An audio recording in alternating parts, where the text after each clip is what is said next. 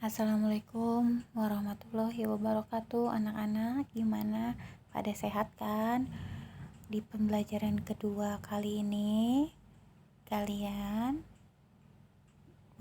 bisa membuka buku tematik halaman 8 ya.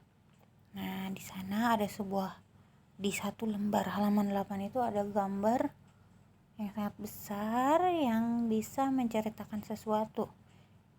Ketika kita melihat gambarnya saja kita sudah tahu bahwa ada seorang anak laki-laki yang sangat menyukai sekali kelinci. Dia melihat dengan tatapan yang matanya melotot gitu ya, seperti menyukai lah gitu ya. Nah, gambar bisa menceritakan suatu hal. Coba kamu amati yang gambar halaman 9. Di situ ada beberapa gambar yang ternyata adalah suatu rangkaian cerita. Coba kamu lihat itu rangkaiannya mana awalnya. Kalian pasti bisa menentukan kan? Yang pertamanya itu Pak Rudi mengajak Edo ke kandang kelinci.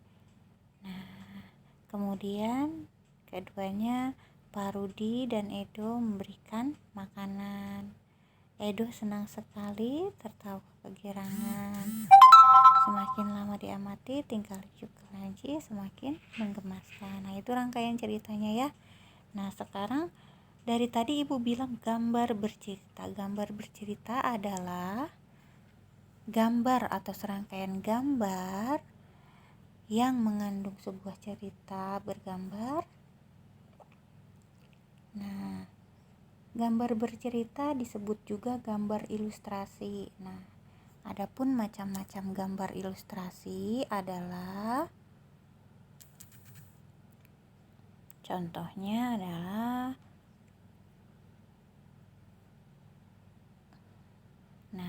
gambar cover buku ya. Kalian bisa lihat itu contoh gambar cover buku merupakan sampul buku atau majalah yang mewakili isi buku tersebut. Contohnya di sini buku seni rupa. Makanya gambarnya mewakili ada wayang, ada berbagai macam seni rupa ya. Selanjutnya ada komik. Komik itu gambar yang memiliki sifat lucu atau jenaka. Nah, dan memiliki jalinan cerita yang saling berhubungan. Kemudian ada majalah atau gambar di dalam majalah. Disebutnya vignette, gambar pengisi halaman kosong. Gambar ini digambar biasanya untuk menghias sisi-sisi majalah yang kosong. Nah, selanjutnya ada cerita bergambar atau cerpen.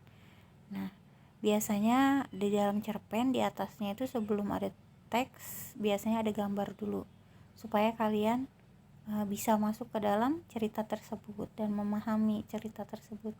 Nah, kalian tentu bisa ya bikin sebuah cergam atau cerita bergambar. Nah, kalau kalian sudah paham, kalian bisa membuat cerita bergambar. Nah, langkah-langkah untuk membuat cerita bergambar itu, pertama, kalian harus punya gagasan. Gagasan itu ide. Kira-kira mau gambar apa ya? Mau menceritakan apa ya? Nah, setelah mendapatkan ide, kalian harus mensketsa. Sketsa itu dibuat untuk menentukan tata letak, ukuran, dan objek. Misalkan pohonnya mau ditaruh di mana, pakai dulu pensil samar-samar dan ukurannya seberapa.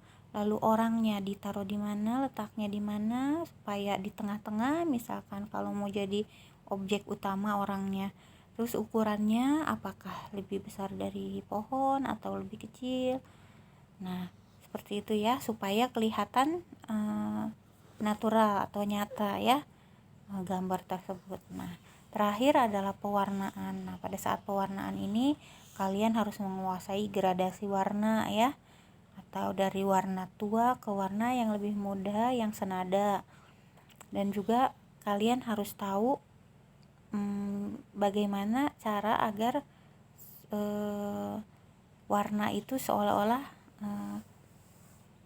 hidup ya, jadi seolah nyata, natural. Nah, kalian bisa mencari di YouTube tutorial menggambar untuk anak SD.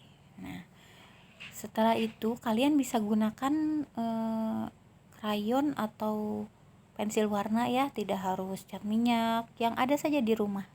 Nah, selanjutnya kalian butuh media, pasti buku gambar, nggak usah yang besar-besar, yang ada di rumah saja ya. Lalu pewarnanya. Nah, setelah kalian gambar, beri teks sedikit ya, beri teks sedikit bahwa itu menceritakan tentang apa. Berarti tugas kalian yang pertama adalah menggambar. Tugas yang kedua adalah buka halaman 12, kalian menceritakan gambar bercerita yang terdapat di halaman 12. Itu dengan imajinasi kalian cerita ya, dengan bahasa yang runtut ya, tidak usah terlalu panjang, 1 kalimat sampai 2 kalimat saja. Ada 3 kalimat berarti di sini ya, ada 3 gambar. Nah, selanjutnya adalah berarti tugasnya sudah 2 ya, yang pertama menggambar, yang kedua menceritakan gambar, yang ketiga kalian lihat di sini.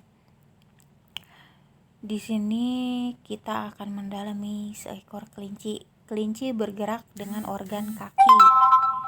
Fungsinya untuk meloncat.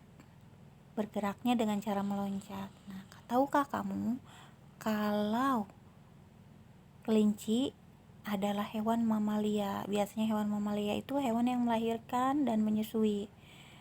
Hewan mamalia tergolong hewan vertebrata. Biasanya hewan mamalia itu pasti mempunyai tulang belakang, yaitu makanya disebut hewan vertebrata. Kalian harus tahu juga yang mana lagi sih hewan-hewan vertebrata, tapi tidak semua hewan vertebrata merupakan hewan mamalia ya, pokoknya. Nah, selanjutnya kalian tugas yang ketiga adalah kalian harus menentukan organ gerak binatang-binatang yang ada di tabel. Contohnya ikan. Ikan bergerak dengan apa? Tentunya bukan dengan kaki kan? Dan fungsinya untuk apa? Selanjutnya katak, burung, ular, kadal, dan kambing. Ini tugas yang ketiga. Banyak ya. Nah, tugas yang keempat ini membuat kreasi. Tapi kalian ini tidak harus dilaporkan ke ibu. Kalau kalian mau punya mainan ya kalian bisa ikuti cara-cara ini. Bikin mainan melalui kertas karton. Mainannya itu berupa binatang-binatangan ya. Ini tidak harus dilaporkan. Jadi tugasnya baru 3. Selanjutnya kalian lihat halaman 16. Di halaman 16 ini adalah ada teks yang berjudul Gerak Ikan Dalam Air. Kalian harus baca ya, didampingi orang tua. Gerak ikan dalam air. Ikan memiliki sistem gerak unik. Sistem gerak pada ikan berbeda dengan hewan vertebrata lainnya. Hal tersebut dikarenakan habitat ikan adalah air. Ikan bergerak dengan ekornya ya. Ekor dan siripnya. Ekor dan siripnya lebar, berfungsi untuk mendorong gerakan air sehingga badannya bisa bergerak, berjalan di air, menyusuri air, bisa berenang gitu ya. Nah, kalian baca dengan intensif. Nah, selanjutnya adalah kalian mencari ide pokok. Karena kalian sudah membaca intensif, maka pasti kalian bisa menentukan ide pokok dan kalimat penghubungnya ya. Paragraf 1, 2, dan 3 ini adalah tugas yang keempat. Ibu ingatkan kembali, yang pertama tadi tugasnya adalah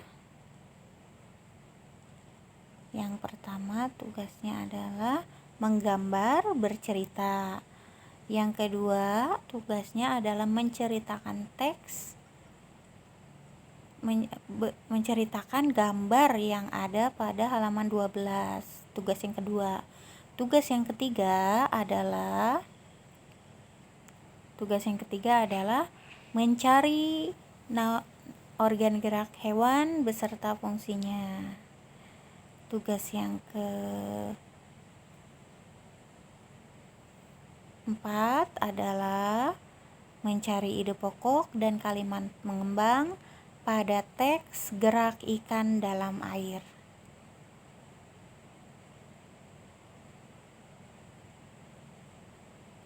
Nah, tugas yang kelima adalah kalian membuat sebuah karangan singkat dengan ide pokok sebagai berikut. Paragraf 1, aku mempunyai hewan kesayangan.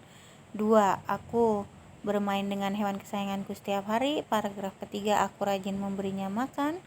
Paragraf keempat, aku rajin membersihkan tubuh dan kandangnya.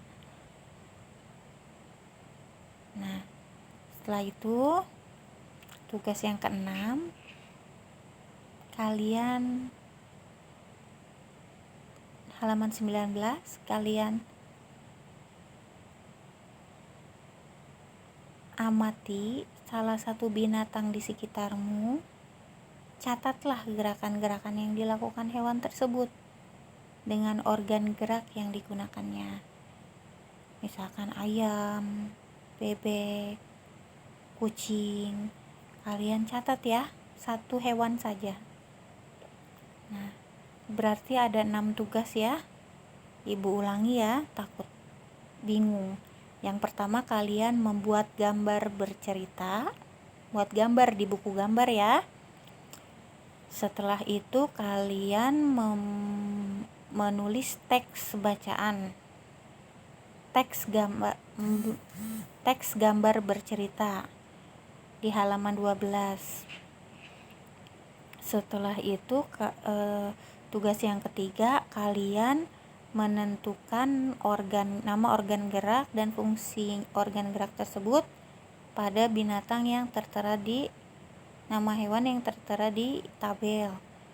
Tugas yang keempat adalah kalian mencari ide pokok dan kalimat pengembang pada teks gerakan ikan dalam air.